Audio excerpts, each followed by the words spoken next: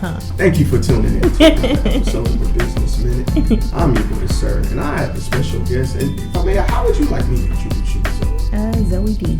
Zoe D? Yes. Zoe D is in the building from Braids By Zoe. Yes. Now, the way I encountered you, Miss Zoe, is I'm always on the book searching and lurking. Not for any DMs to slide in. I'm just looking to find my black businesses in Mobile that are doing the damn thing. I hate to say it that way, but doing the damn thing. Like, because I always say the most important thing we can do is support each other. Exactly. And that's exactly what I'm doing. Okay. So I I reached out to Miss Zoe, told her, hey, what we do. She agreed to come do an interview, and here she is today. So thank you for coming. Yes, you're welcome. Thank you for the opportunity. Oh, it's my pleasure. My pleasure. So before we get started, I know I already asked you this before the recording, but if you could just tell everyone what it is that you do. I'm a hair braider. I've been braiding for 5 years. I just currently got my natural hair license so that I can be legit. Get your money. Yes. All right. And how long have you been active in hair?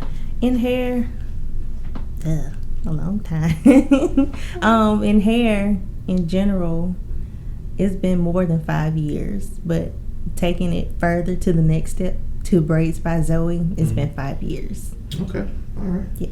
And what inspired you to start in the hair business? In the hair business, just the love of doing hair. I used to just start with my own hair, trying different styles every day, especially in high school, because that's when you can really branch out and do things with your own hair. And then I started with like family and friends, close family and friends, just testing some styles out, different braid techniques. It was hard, it was rough in the beginning, but I just kept going and trying to build skill and build quality in what I do.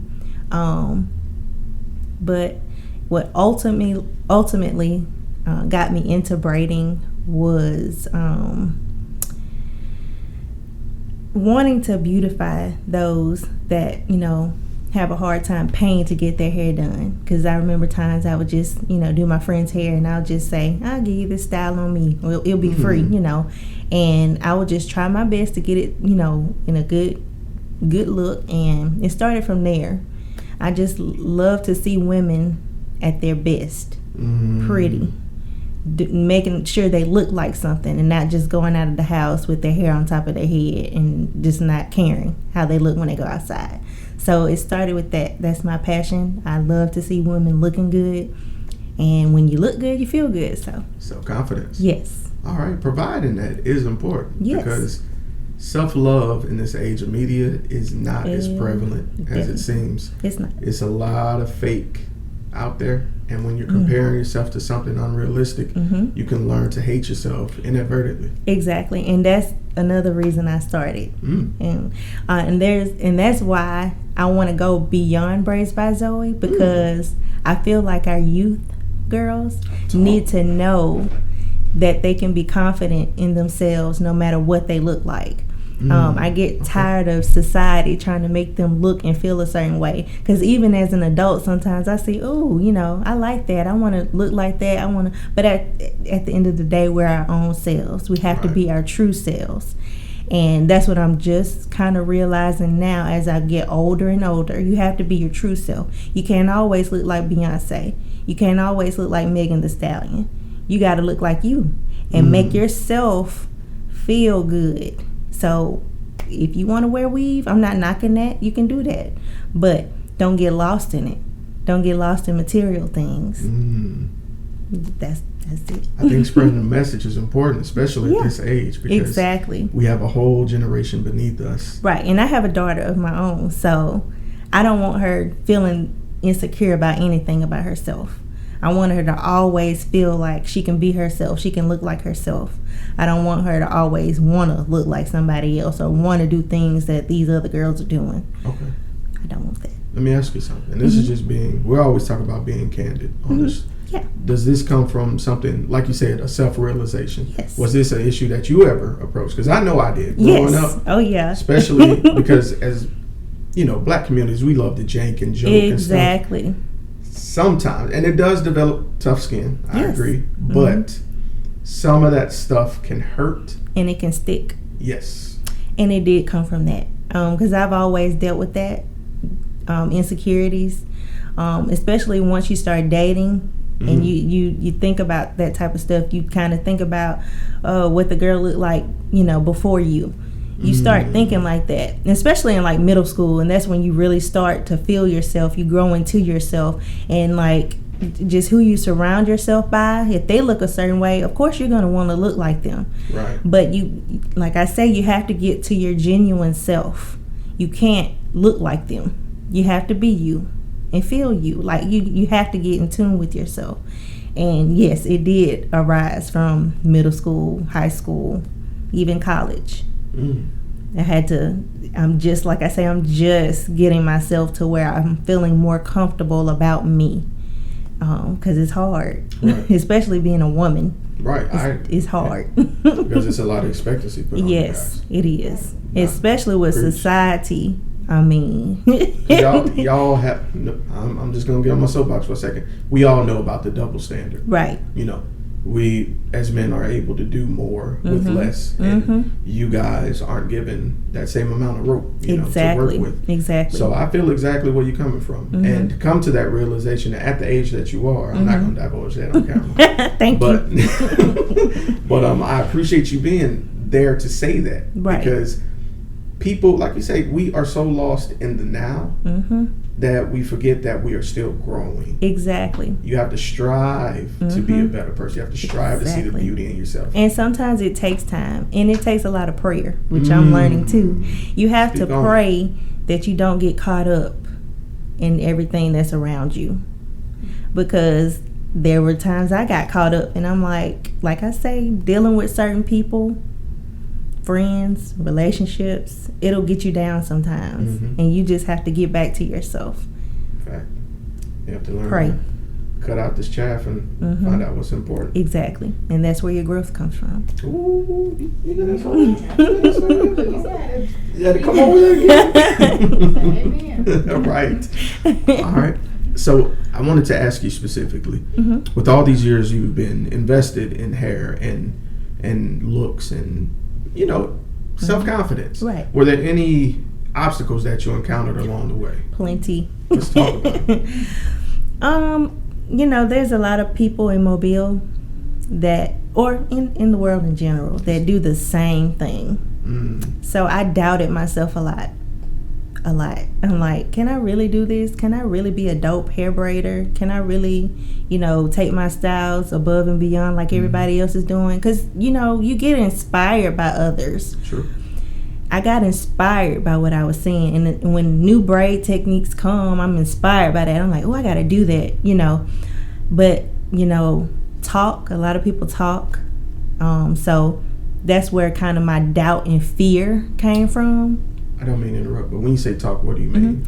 Negativity. Like if they see your work, especially if you're, so especially if you're just beginning and you mess up on something or they don't quite like it, they're going to say something. Critics. So that's, so that's why you have to really continue practicing every day, and that's what I try to do. I try to practice, even if I'm doing a friend's hair, if I'm doing my daughter's hair, if I'm doing my own hair, practice, because I'm just learning that people are going to talk, but you got to make sure they're talking about something at the same time. You got to make sure there's quality in your work. You can't just be doing something just to do it. And there's a lot of times I got down on myself. I'm like, is this really what I want to do?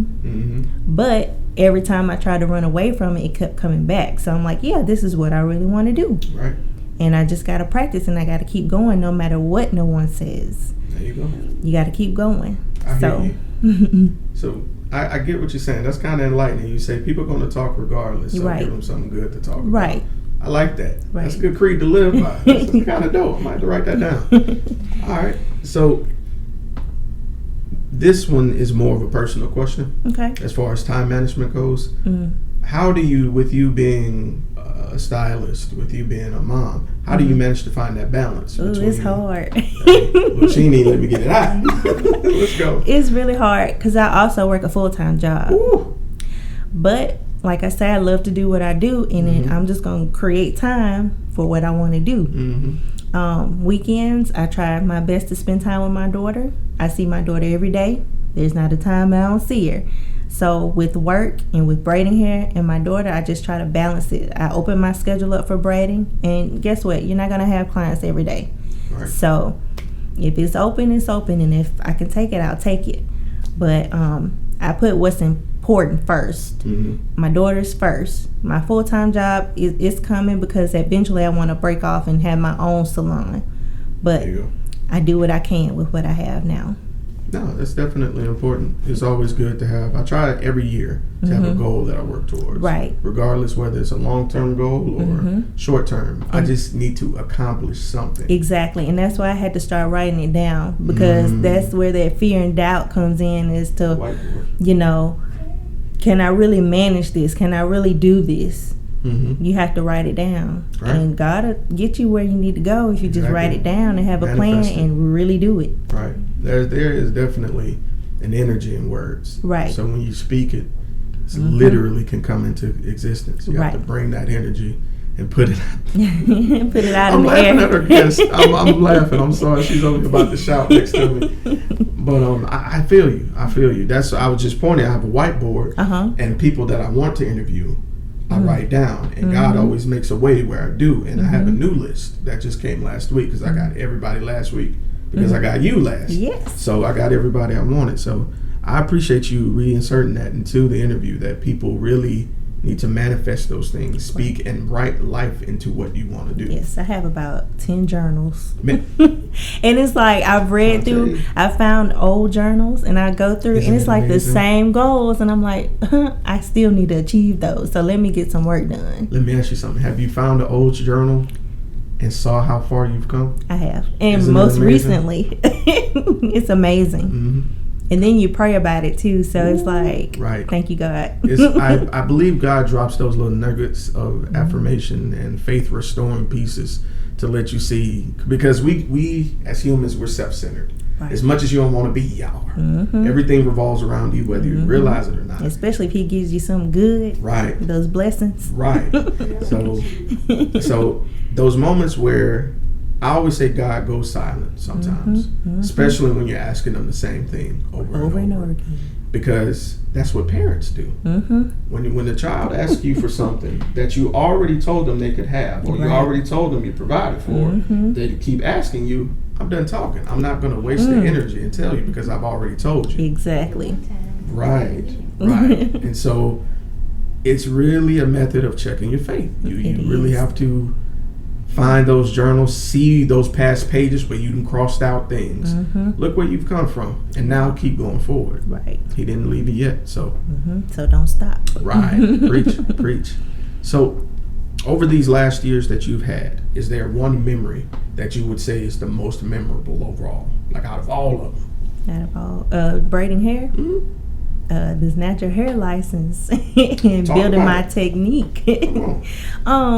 Well, my best friend Bria really motivated me and pushed me, because I've always kind of been back and forth with it, and she stayed on me. She's like, you need to do this, you need to do that, you need to get your license. And I'm like, I know, but I always had a but. So the biggest thing came from her pushing me and telling me I need to go ahead and do it, so that we can, work together. We can get some things done. You can get some things done. So getting my natural hair license was a big thing for me, especially with braiders, because they say if you're not licensed, you can't work in a shop, things like that. So I really wanted to achieve that so that I can get better and better, not just do it just to do it. And with me braiding, doing hair in general, I don't do it for the money. I do it because I love it, and I do it because I want to see my results. I want to see that person looking good and say, hey, I like this, I'm gonna come back. I like that. Forget the money.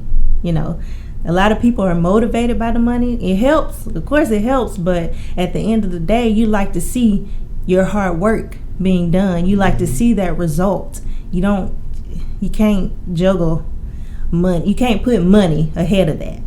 Because you, on the inside, you get a good feeling when you've done something good. So That's the biggest part. I agree with you. You have to love your craft more than the money. Exactly. Especially if you start off grassroots, not getting paid much, doing things for free. Exactly. You'll quit if that's the reason that you're in this business for. And that's why I've stopped. Because I used to have cheap prices for braids, like really cheap. And everybody's like, you do all that work and you don't charge. I don't care about the money, especially if I'm already working.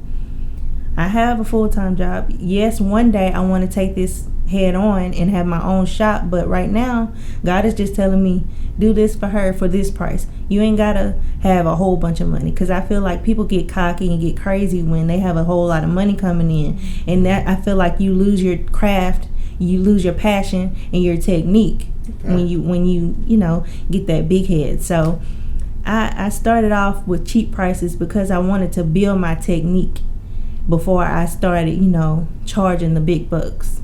I respect that. You want to be the best at it. All right. I get that. All right. So my next question, I call the inverse question, because it's kind of the exact opposite of that question. Okay. So I always say for every high there's a low, because you can't climb a mountain if you're not at the valley first. So is there any moment that you felt you wouldn't be successful in this? And if it was, who or what changed your mind?